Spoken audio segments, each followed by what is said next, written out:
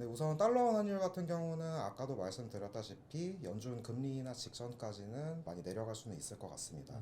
하지만 인하 직후에는 오히려 불확실성이 해소되고 달러가 다시 반등할 리스크도 있기 때문에 네. 환율도 그에 맞춰서 좀 올라갈 수도 있을 것 같고요. 안녕하십니까. KB국민은행 자본시장그룹 수석 이코노미스트 문정입니다. 어느덧 뜨거웠던 여름이 지나고 선선한 바람이 불고 있습니다. 하지만 금융시장은 선선한 바람보다는 냉탕과 온탕을 오가는 불확실한 시기가 오고 있습니다. 올 한 해 가장 뜨거웠던 이슈인 미국의 금리 인하인데요. 최근 미국 잭슨 미팅에서도 파월 연준 의장이 얘기한 것처럼 9월에 금리 인하 가까워졌다는 부분을 시사했기 때문에 9월 18일, 19일날 있을 미국의 금리 인하가 과연 이제 인하가 할 것인지, 인하한다면 어떤 경로로 인하될 것인지, 그리고 이렇게 미국이 금리를 인하한다면 이런 것들이 금리와 환율에 어떤 영향을 미칠 것인지에 대해서 알아보는 시간을 갖도록 하겠습니다. 먼저 매크로 글로벌 경제에 대해서 알아보겠습니다. 최근 우리가 이제 글로벌 경제로 보는 지표는 OECD 선행경기 사이클 지수를 많이 보는데요. 선행경기 사이클 같은 경우에는 확장 추세가 이어지고 있습니다. 다만 전월비 상승폭은 좀 둔화되고 있는데요. 이를 통해 본다면 글로벌 경기의 확장세는 다소 좀 지연되고 있다라고 볼 수 있을 것 같고요. 또 주요 같은 경우에 이제 경제 서프라이 지수, 우리가 경제 지표에 대한 발표치와 예상치에 대한 차이인데, 경제 서프라이 지수가 전 세계적으로 마이너스에 들어가고 있습니다. 이 얘기는 실제로 선진국과 신흥국 전체적으로 본다면 경제 지표가 이전치 그리고 시장 예상보다는 다소 부진하다는 것을 보여주고 있는데요. 이렇게 글로벌 경제 자체가 약간 슬로해지는 부분은 대표적으로 중국 경제 그리고 전 세계 경기를 이제 선도하는 미국 경제 성장 모멘텀이 약해지고 있기 때문입니다. 8월 달에 확인됐던 이 미국의 이제 7월 고용 지표가 예상보다 부진했고요. 그다음 물가 지표도 둔화되고 주택 지표나 생산 지표들, 투자 지표도 다소 이전보다는 약해지는 모습을 보였습니다. 다만 이제 미국의 소매 판매, 가장 큰 이제 소비 경기를 보여준 소매 판매는 예상보다 양호했는데요. 이 소매 판매를 제외하고 다른 이제 ISM 지수나 고용 지표, 그 다음에 소비 지표, 주택 지표들은 전체적으로 좀 부진한 모습을 보이고 있습니다. 그렇기 때문에 사실 미국 8월 달 말에 이제 미국 연준의 이제 파월 의장 같은 경우에도 물가는 다소 안정됐지만 강한 고용 시장을 유지하기 위해서 정책 전환, 즉 이제 금리 인하에 임박했다라고 시사를 했는데요. 또한 이제 금리 인하가 어느 정도다라고 얘기하는 게 아니라 강한 고용 시장을 유지하기 위함이다라고 보기 때문에 일부에서는 25bp의 스텝 바이 스텝 인하로 얘기하는 부분도 있고, 또 일부에서는 강한 시장을 유지하기 위해서는 더 큰 금리 인하를 해야 된다라는 때문에 BP 금리 인하, 즉 B컷을 얘기하기도 하고 있습니다. 최근에 한국 경제는 비교적 양호한 모습을 좀 보이고 있는데요. 물론 2분기 성장률은 전기비로는 마이너스를 기록하면서 역성장을 기록을 했습니다. 그런데 이제 8월 말 금통위 이후에 한국은행이 이제 한국경제 수정전망 보고서를 발간을 했는데요. 이 수정전망 보고서에서 얘기하는 부분은 이 상반기에는 수출이 상당히 좋았다. 그리고 하반기에는 이렇게 좋아진 수출이 내수 쪽, 특히 소비와 투자 쪽으로, 설비 투자 쪽으로 이어지면서 내수 성장 모멘텀이 좀 강해질 것이다라고 전망을 하고 있습니다. 전체적으로 이제 소비가 좋아지는 부분은 소비 심리가 좀 개선되는 부분하고, 또 임금이 올라가면서 실질 가계 소득이 늘어나는 부분 때문에 이런 것들이 2분기에 좀 안 좋았던 내구재 소비나 이런 것들을 좀 기저효과로 좀 반등시키면서 하반기에는 소비도 좀 개선될 거다 보는 것 같고요. 또 설비 투자 같은 경우에는 IT 수출이 상당히 좋았기 때문에 그동안 미뤄졌던 IT 쪽에서나 전기전자 쪽에서의 설비 투자 이런 것들이 회복되면서 하반기 소비와 설비 투자가 좀 개선될 거라 보고 있습니다. 다만 이제 건설 같은 경우에는 상당히 좀 부진한데요. 이 건설 같은 경우는 이미 1년 반 전에 건설 수주가 상당히 안 좋았기 때문에 아마 건설 착공, 기성이능하고 착공을 보통 얘기하는데, 이 건설 경기 같은 경우에는 내년 상반기까지는 부진한 흐름을 보일 거로 보고 있습니다. 그럼에도 불구하고 내수 쪽에서의 소비와 설비 투자가 전체적으로 성장을 좀 이끌어주면서 하반기에 수출이 약간 둔화되는 부분을 내수가 받쳐주면서 하반기에도 양호한 성장을 보일 거로 보고 있습니다. 이렇게 글로벌로 봤을 때 미국과 중국 경제는 약간 슬로해지고 전 세계 경제가 좀 약해지지만, 반면에 한국 경제는 2분기 역성장이 이어서 하반기에는 그래도 2분기보다는 성장이 좀 개선되는, 특히 내수가 좀 성장을 받쳐주면서 성장 모멘텀이 좀 유지될 수 있는 그런 환경이 될 것으로 보고 있습니다. 다음은 채권 시장하고 금리에 대한 전망에 대해서 들어보겠습니다. 네, 안녕하십니까. 자본시장그룹 장현상 이코노미스트입니다. 네, 8월에는 시장 금리가 많이 내려왔습니다. 특히 이제 연준의 기준금리가 5.5%인데 미국 단기 2년은 3.9%, 10년은 3.8%까지 좀 쭉 내려왔는데요. 이렇게 금리차, 정책금리와 채권금리가 많이 벌어진 이유가 어떤 게 있을까요? 우선 지금 채권금리가 되게 많이 떨어졌는데 10년물 기준으로 한 3.8%대까지 위아래로 좀 등락을 하고 있는데 아무래도 그 이유에 대해서는 미국의 경기 침체 우려가 조금 부각이 되었다는 측면에서 좀 금리가 많이 떨어진 걸로 생각을 하고 있습니다. 우선 7월 FOMC 이후 발표된 이제 미국 고용 보고서에서 7월 실업률이 우선 시장의 기대에는 4.1%로 예상을 했었는데 실제 발표된 거는 4.3%로 0.2%포인트 올라가면서 이런 이제 경기 침체 이제 지표 중에 하나였던 샤메 네. 법칙이 이제 충족되는 상황이 벌어졌었는데요. 보통 샤메 법칙이 이제 경기 침체에 진입했다라는 신호로 좀 알려져 있었기 때문에 시장에는 좀 이제 연준의 정책 금리 인하가 좀 약간 늦었지 않느냐라는 좀 우려가 좀 확산되면서 네. 이제 9월에 좀 50bp 인하를 해야 한다라는 좀 의견이 좀 강했던 것 같아요. 네. 네, 그래가지고 좀 시장 금리가 많이 떨어졌었는데 대신 이제 다음에 발표됐던 미국 뭐 소비라든가 뭐 ISM 서비스업 지수라든가 뭐 그런 쪽에서는 좀 어느 정도 미국 경제가 견조하다는 사실을 다시 확인할 수 있었거든요. 네. 미국의 2분기 성장률이 이제 2.8%를 기록하면서 예상 뭐 그렇게 경기 침체라고 이제 판단하기에는 그쵸. 조금 네. 이른 상황이 나온 것으로 네. 보입니다. 그래가지고 미국채 금리가 다시 좀 이제 어느 정도 반등을 했지만 아무래도 이제 잭슨홀 미팅에서 파월 의장이 이제 정책 금리를 조정할 시기가 됐다라는 발언을 하면서 아무래도 이제 정책 금리의 이제 인하 시기가 도래했다라는 네. 이제 인식이 되게 강해졌고요. 그런 측면에서 이제 좀 시장에서는 채권 금리가 이제 상당폭 하락한 상황이 나오고 있습니다. 네. 그러면은 올해 말 시장은 한 4.75% 지금 그리고 내년까지 본다면 거의 3.5 이하로 내려갈 수도 있다라고 하는 거죠. 그렇게 갈 가능성이 있을까요? 저는 지금 미국 경제 지표로 놓고 봤을 때는 그렇게 이제 그 급격하게 하락을 하는 가능성은 조금 제한적이라고 생각을 하고 있는데요. 먼저 2분기 성장률이 아까 말씀드렸다시피 2.8%로 되게 그 성장세가 꽤 괜찮았다는 점. 네. 그리고 뭐 산업 생산이나 소매 판매 뭐 이런 게 약간씩은 둔화되고 있긴 하지만 여전히 미국 경제가 그렇게 막 침체를 논할 정도로 이제 과도하게 이제 하락하는 경기 침체까지 온다고 판단하기에는 아직은 이른 게 아닌가라고 생각을 하고 있어서요. 이제 미국 경제 그러니까 정책 금리가 저희의 경우에는 많아도 3번, 이제 적으면 2번 정도 인하를 할 거로 예상을 하고 있고요. 내년 같은 경우에는 이제 천천히 이제 정책 금리를 천천히 인하해서 25bp씩 한 4회 정도 이제 천천히 인하하는 것을 예상을 하고 있습니다. 또 중요한 게 또 한국은행이잖아요. 또 우리나라 8월달에 금통위에서 뭐 일부는 매파적이다, 뭐 중립적이다 의견이 다른데 10월 금리 인하가 좀 멀어졌다라는 의견도 있는 것 같아요. 근데 미국이 9월에 금리를 인하하면 한국은행도 따라 인하하지 않을까요? 저는 이제 8월 금통위에 대해서 이제 짚고 넘어가지 않을 수가 없는데요. 8월 이제 금통위에서는 기준금리를 이제 3.5%로 동결을 했고 우선 이제 시장에서 주목했던 거는 이제 소수 의견이 나오는지의 여부가 되게 좀 관심이 있었는데 이번 금통위에서도 만장일치 동결을 기록을 했습니다. 네. 다만 이제 3개월 내 금리 인하가 적절하다는 위원회 이제 수가 2명에서 4명으로 이제 증가를 하면서 연내 이제 10월 아니면 11월에 금리가 이제 낮아질 수 있다는 기대감이 조금 강하게 작용을 했는데요. 그런데 이제 10월 금리 인하에 대해서는 조금 이제 총재님께서 언급을 하셨던 금융안정에 대해서 좀 짚어볼 필요가 있을 것 네. 같습니다. 네. 우선은 한국은행이 기본적으로 물가안정과 금융안정 두 가지 목표를 이제 중점적으로 이제 언급을 하고 있는데 물가안정에 대해서는 사실 그렇게 크게 걱정할 그 요인은 아닌 것 같고요. 네.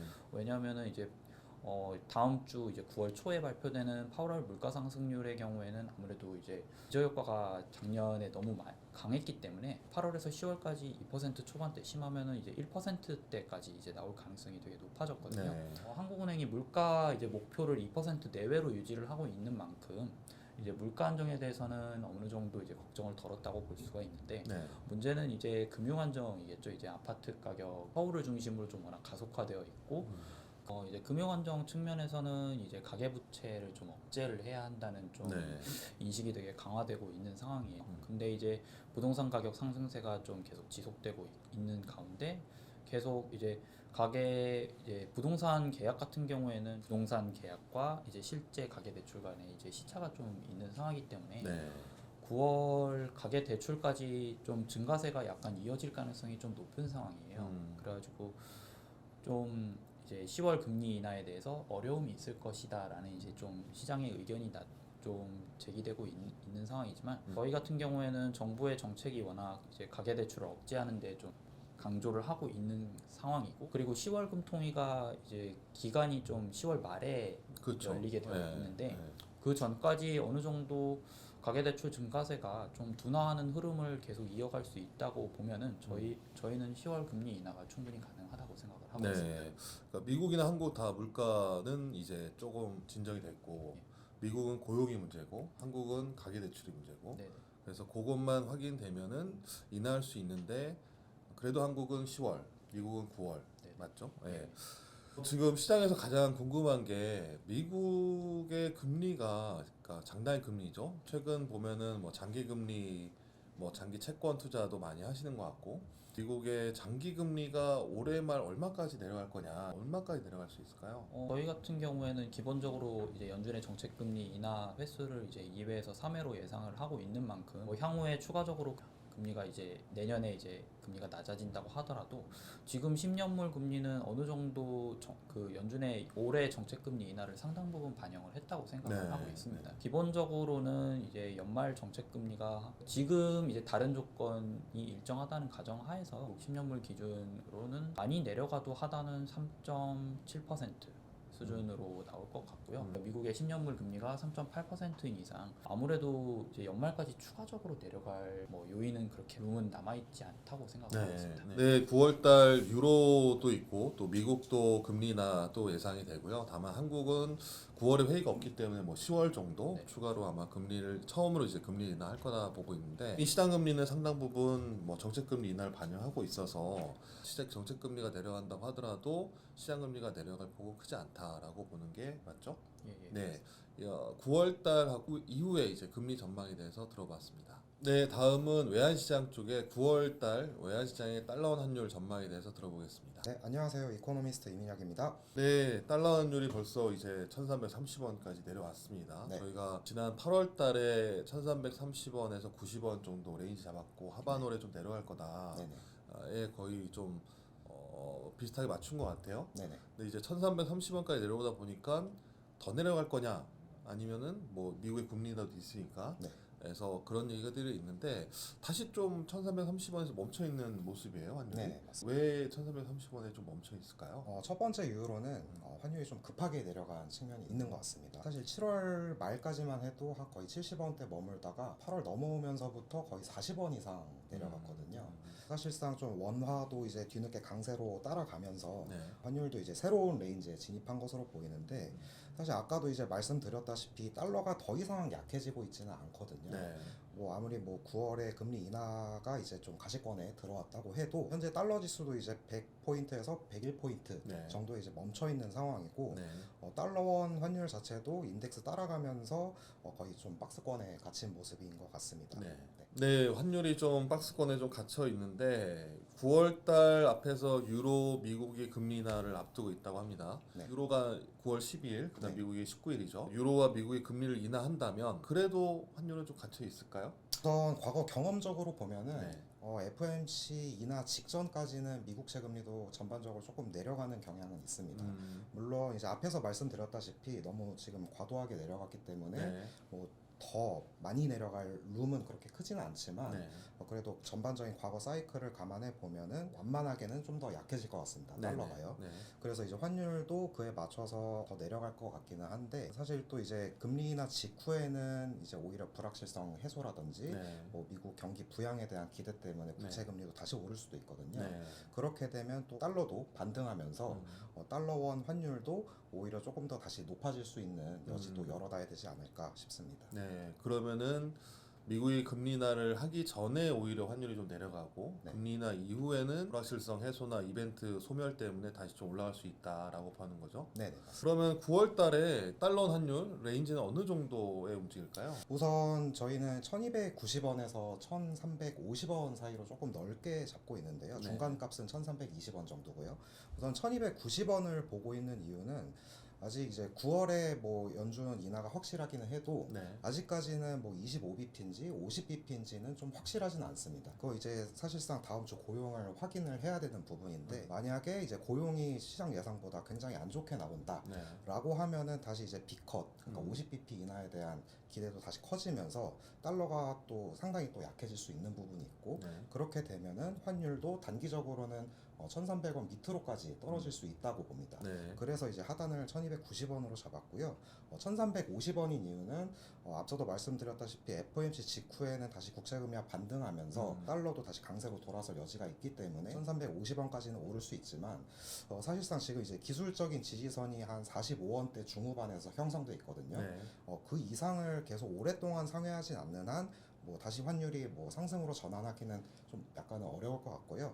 저희도 이제 중기적으로 봤을 때는 환율은 계속 내려가는 그런 모습으로 보고 있습니다. 네. 시장이 생각하는 거하고 환율 흐름이 좀 다를 수 있다라는 건데요. 사실 대부분 시장에서는 미국이 금리 인하를 하면은 환율이 내려갈 거다, 달러 약세다라고 보는데 네. 오히려 기대감 때문에 금리 인하 전에 달러가 약세를 보이고 금리 네. 인하 이후에는 다시 달러 강세를 볼 수 있다라는 건데 네. 그렇게 보고 또 중기적으로는 좀 내려간다는 거잖아요. 그렇죠. 그러면은 9월 이후에 뭐 10월이나 아니면 4분기에는 달러 환율이 어디까지 내려갈 수 있을까요? 물론 이제 9월 FOMC 이후에 좀 불확실성한 이벤트가 남아 있기는 합니다. 네. 뭐 11월 초에 대선도 있고요. 미국 대선. 네, 뭐 한국은행, 뭐 금통위도 있고요. 그렇죠. 우선 미국 대선부터 살펴보면은 과거 경험적으로 봤을 때 대선 직전에는 이제 시장 변동성이 조금 커지는 모습이 있었습니다. 그런 부분 때문에 환율이 쉽게 내려가지 못할 수도 있지만 저도 말씀드렸다시피 이제 한국은행의 이제 금리 인하 시점은 계속 늦춰지고 반면에 연준의 금리 인하는 이제 9월이 거의 확실하기 때문에 네.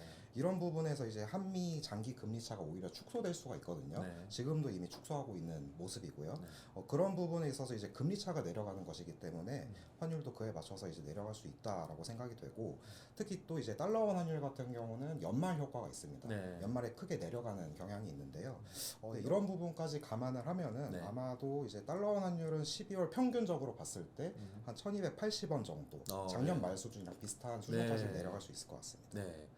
자, 마지막으로 그러면 9월 달 달러원 환율하고 그다음에 다른 주요 통화들 네. 환율 전망 레인지는 어느 정도 되는지 말씀 부탁드립니다. 네, 우선 달러원 환율 같은 경우는 아까도 말씀드렸다시피 연준 금리 인하 직전까지는 많이 내려갈 수는 있을 것 같습니다. 하지만 인하 직후에는 오히려 불확실성이 해소되고 달러가 다시 반등할 리스크도 있기 때문에 네. 환율도 그에 맞춰서 좀 올라갈 수도 있을 것 같고요. 네. 따라서 9월달 달러원 환율 레인지는 1,290원에서 1,350원으로 예상합니다.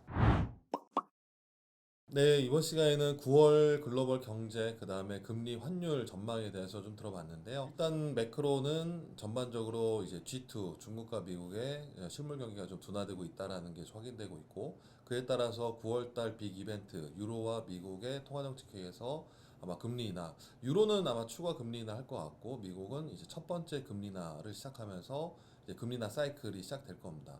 근데 이 문제는 이제 금리 인하 사이클이라는 게 미국에서 금리 인하 하면은 전 세계적인 금융시장에 영향을 미치기 때문에 사실 이제 시장의 변동성이 좀 커질 부분이 있을 것 같아요. 근데 이미 시장 금리는 미국 금리 인하를 상당 부분 반영하고 있기 때문에 아마 9월달 낙폭은 크지 않을 거라 보고 있고, 그리고 외환시장 쪽에서는 오히려 금리 인하 이전에 달러가 약세를 보이고 달러 환율은 좀 하락할 거라 보고 있고요.